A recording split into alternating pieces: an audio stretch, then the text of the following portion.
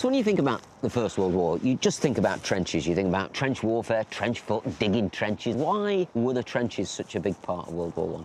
Michael Douglas, my old mate from The One Show, celebrity hairdresser and obsessed by World War I. So the Western Front, which stretches from the English Channel right the way to the Alps, over 400-mile trenches the whole way. Germans on one side, Allies on the other. Absolutely. And they had to dig those trenches because it was so dangerous to be above ground. Yeah, but surely it's dangerous to dig a trench in the middle of a battlefield. It is dangerous to dig a trench, but the most dangerous thing of all is to be standing in a field above the ground. And So- that's why they had to spend more than 3 years in those trenches, effectively. Yeah, but- Very little movement. It was stalemate. But still don't understand. When they stormed the beaches on D-Day, they did that in a couple of days or something. They here, they've, what, 3 years? They're in trenches? A lot of people think, oh, God, they must have been so stupid. All those generals must have been idiots. In fact, it is extremely difficult. Some of the cleverest people in the world working on this problem, and it took them years to sort out. They were stuck in the trenches, they were keeping their heads down, and they just couldn't get across the field. And today, I have brought you here to explain why that is. Great. I can't wait. So basically, this is a classic Western Front style landscape. Look at this rolling field, not much cover, a few little hedgerows. This is exactly the kind of place that in 1914, the British and the Germans would have ended up facing each other across. So here we are, we're the British. We wanted the soldiers to go across that field and kill or capture Germans, get rid of them, force them back to Germany, right? Sounds pretty easy. It took them more than 3 years to do that. Warfare is about going where you want, when you want, to do what you want. And I want you to go across that field and get to the other side. OK, and how do I go across? Can I go across like that? Yes, you can. Do a bit of that. You can try that. Do a bit of that. Yep. Do a bit of that. You can try that if you want. Have a gun, don't I? Yeah. Have a gun. It's not going to be that hard. And just like 1914, there'll be someone out to stop him.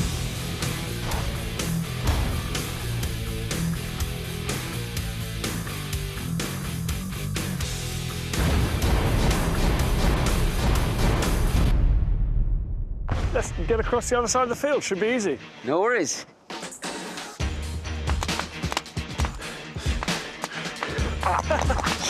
Ow! That was brilliant. Horrible, that. Well, but that accurately shows, I'm afraid, what would have happened to you in 1914. Every single German soldier's got a rifle. He can kill a man at 400 or 500 metres, no problem. He can shoot 10 times a minute. And above all, there are lots and lots of Germans. Millions of them in the German army. So these hedgerows would have been crawling with German soldiers. So it's not as easy crossing that field as you might think. Yeah. So basically, go back out there, run around, crawl around, try shooting, do whatever you can. Let's see how close you can get.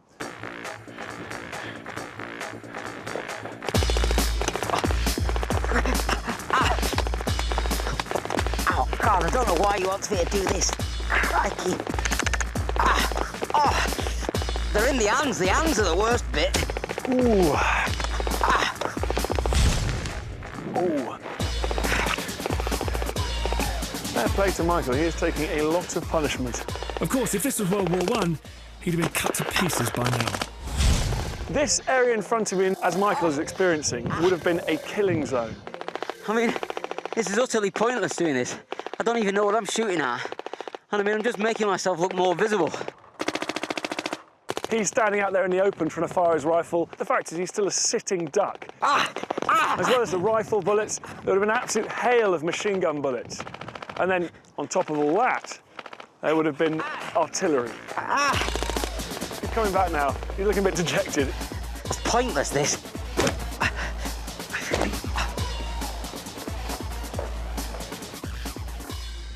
Well, you're right. That was hard, right? Now, give me that. I told you that rifle wouldn't be much use. What's this? That is more useful than a rifle on the Western Front. That is an entrenching tool. It's basically a small spade.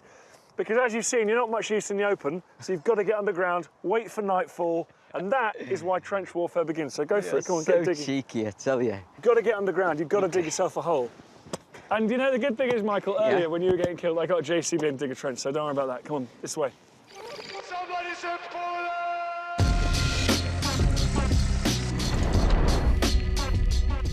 I guess the most obvious thing to do is just wait till it's dark, because obviously they could see you out there in the light.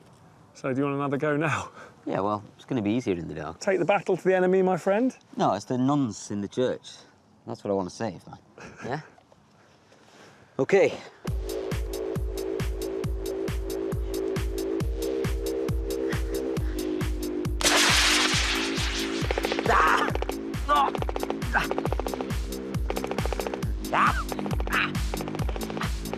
I think he's coming back.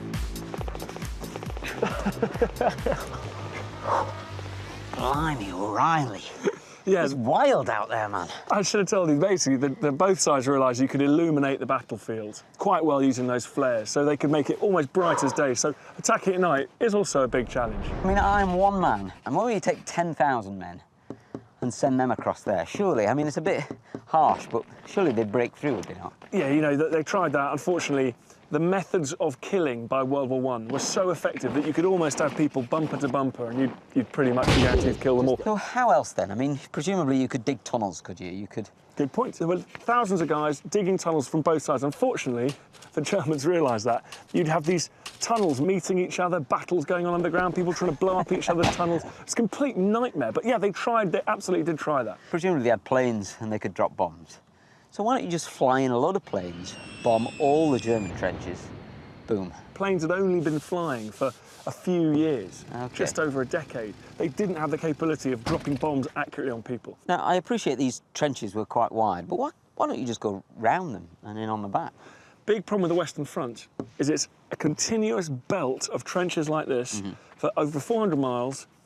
The English Channel's at one end, so you can't send everyone swimming around the edge. And the other end, neutral Switzerland, very mountainous country, and it's neutral, so you can't invade Switzerland. So you've got no choice. You're penned in on the Western Front. You've got to go through the Germans.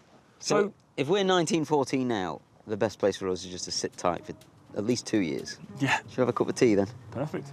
Is this, you got Earl Grey in this? Do you have Earl Grey in 1914? I think so. Oh, Is that tea or is that... it's a cup of hot mud. I've only got one cup, you have to give me some of that. We've only got 2 years to wait. It's all quiet on the Western Front.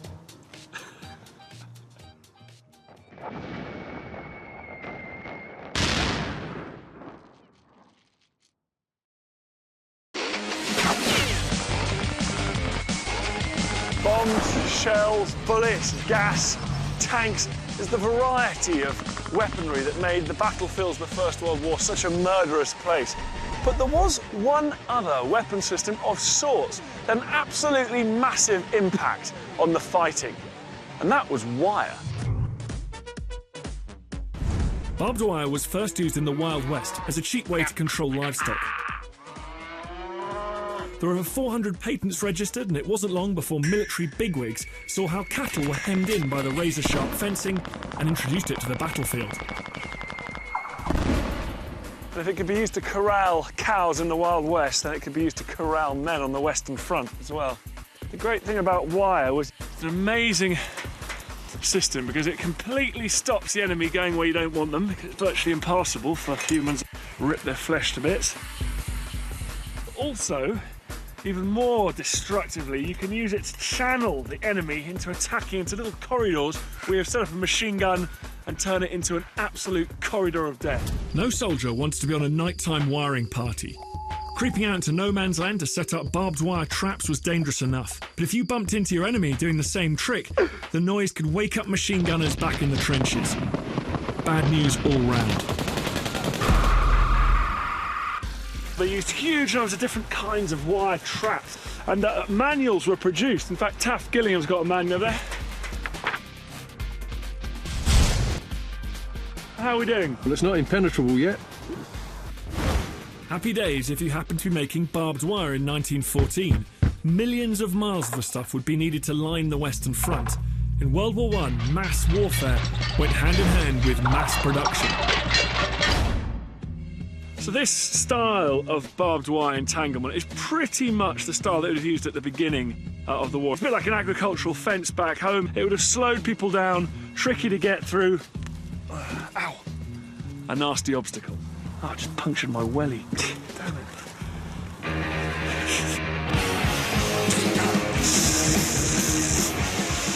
The British pretty quickly realised that the trouble with these big fences of barbed wire is that it might stop the Germans getting at them, but it stopped them getting at the Germans.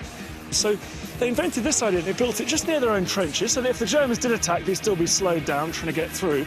But it meant that if the British attacked, they could release some smoke and they could advance through their own barbed wire and out into no man's land. By 1917, the Germans had decided pretty much to go on the defensive on the Western Front. That meant they didn't have to worry about their troops going forward, which is why they would use barbed wire like this. Huge mounds of it, piled up in no man's land, designed to stop the Allies getting through and attacking their line. This was brutally effective. Every time I'm confronted with barbed wire, I'm always amazed that something that looks so scrawny and insubstantial can have such a huge impact. I mean, I look at this and I think I should be able to get through this. I can see through it, and yet it's practically impenetrable. It's like being confronted with a huge granite wall.